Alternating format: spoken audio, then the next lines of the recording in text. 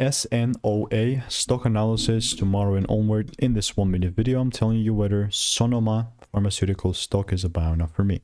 Having done well over 5 figures invested in courses and 37,000 videos made in this YouTube channel, I've seen what's making money and what's not specifically for me, and I even have the data to back it up. So with SNOA, you can see like I was not in a rush or anything, you know, I was more so waiting to see if the price is going to just crash after the first increase in price, but then it came even higher, right?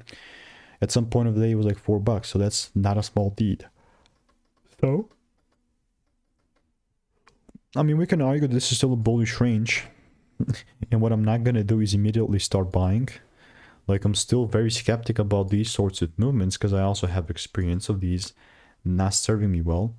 So with SNOA, currently, you know, because now we're in a bullish range, there's nothing stopping me from trying out the waters as long as the rules are met. And we're going to see if they're met. If they're not met, I'm not moving forward. So if you want to make more money in a simple way in just weeks, click the first link in the description, and I will be seeing you in the next one. There's a lot of sauce below.